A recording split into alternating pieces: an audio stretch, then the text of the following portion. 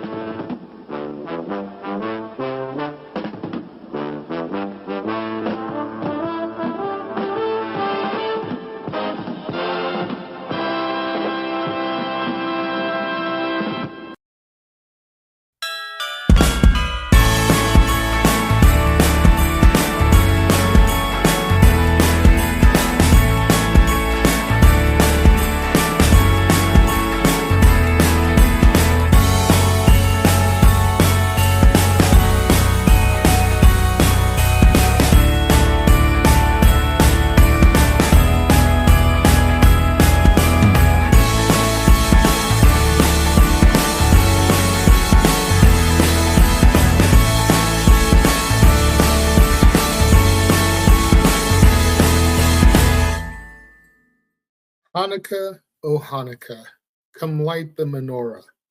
Let's have a party and we'll all dance the aura.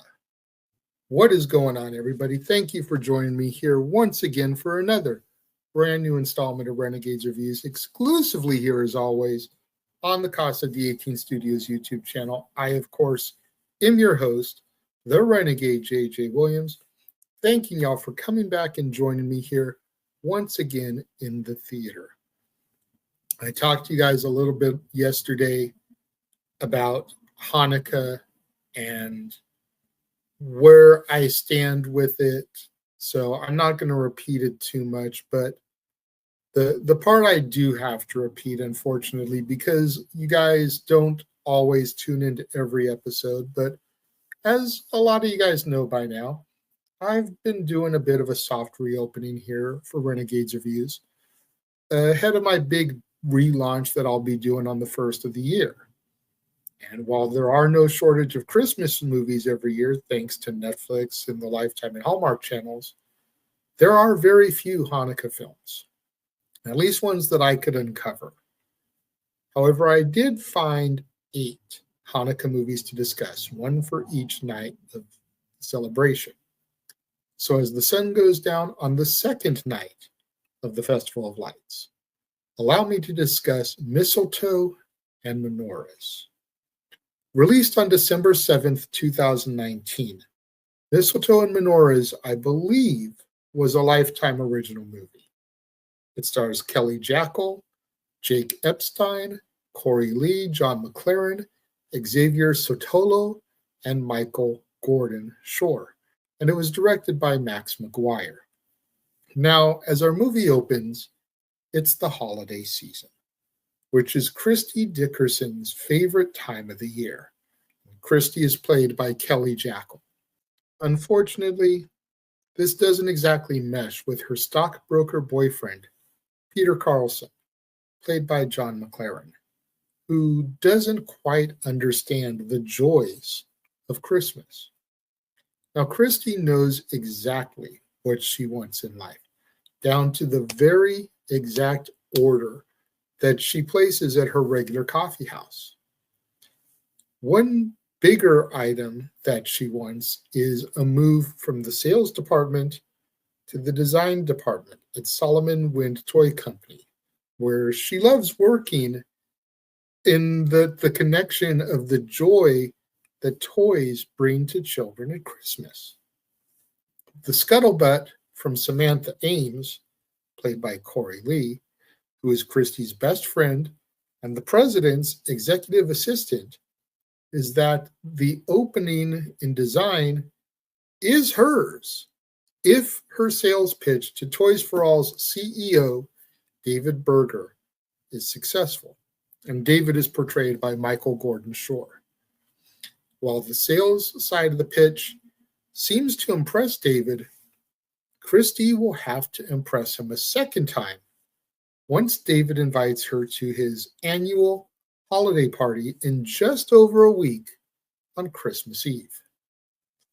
At the party, David expects to see a design concept, and Christie agrees to lead many of the holiday traditions. This is something that Christie is more than happy to do, as she loves all things Christmas.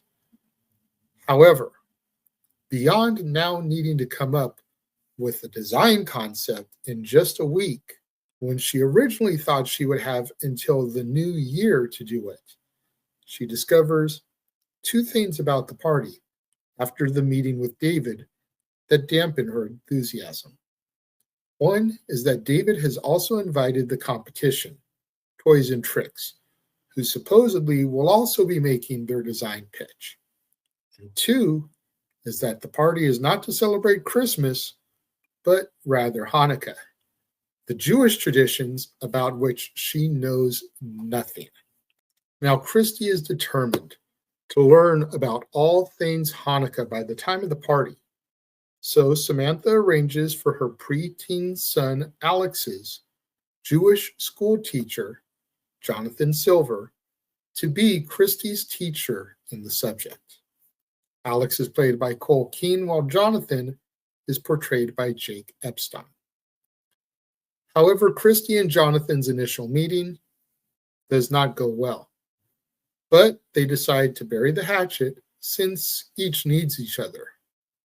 Jonathan will teach Christie everything she needs to know about Hanukkah, while Christie will in turn teach Jonathan everything he needs to know about Christmas in order to impress his girlfriend Heather's parents.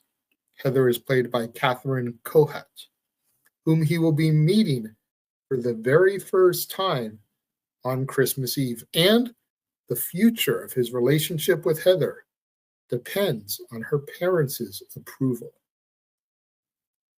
As Christie and Jonathan spend time together, Christie begins to discover that Jonathan is as passionate both about his holiday traditions and his life as she is. But arguably more important is that both have not been able to see the forest for the trees in something not quite right about their individual current paths. By the movie's end, they realize that their current partners are not the ones for them, as Christie breaks up with Peter and Jonathan breaks up with Heather by Christmas Eve. Jonathan accompanies Christie to the party where she lands the contract with Toys for All. They kiss under the mistletoe, and our movie comes to its end. Now, despite being released in 2019, this film was a new one for me. And if I'm being brutally honest, the only Hanukkah movie I had ever seen prior to watching these films that I'm reviewing for the 8 Nights was in fact the Adam Sandler animated film 8 Crazy Nights, which is how we'll end our Hanukkah holiday. Now, I've discussed on multiple occasions over the last few weeks how holiday movies get held to a different standard, why that is, how they are also formulaic, more so than traditional rom-coms, and how for me they come down to one simple thing. Was I entertained? We can all admit that the plots of these films are often void of depth because they want you to believe in the impossible, believe in miracles. And of course, in the rare cases where a holiday movie does possess depth, you've truly found a gem. This film does not possess that kind of depth, but it comes close. And it doesn't prevent it from being an enjoyable film. I felt like there was a solid chemistry between Christy and Jonathan, which makes you root for him. The way Christy would light up every time she would speak to him, or the way she would giggle, you could tell they were falling in love with each other long before either one of the characters realized it. And at least for me, it gives off a certain charm and adorability factor. I also love the way they balanced both holidays. I don't feel like either one was dominant, and I feel like the film gave love and care to the traditions of both holidays. For example, we see them light the menorah multiple times as Christy learns the Hanukkah blessing. They go Christmas tree shopping at a tree farm. They eat latkes and fruitcake. Jonathan tells the story of the Maccabees and the miracle connected with Hanukkah, why there's 8 nights. Christy teaches him how to properly wrap Christmas presents. Again, a solid balance, which is very tricky when it comes to the two holidays, at least in my opinion. When it comes to my rating for this film, I wasn't joking when I said that this came close. I give it 4 out of 5 stars. But enough about my thoughts. What did you guys think of Mistletoe and Menorahs? Have you seen it? Let me know. Leave your thoughts in the comments below, and let's have that conversation, that discussion, that debate, that discourse, that interaction that I'm always trying to engage you, my loyal viewers, in.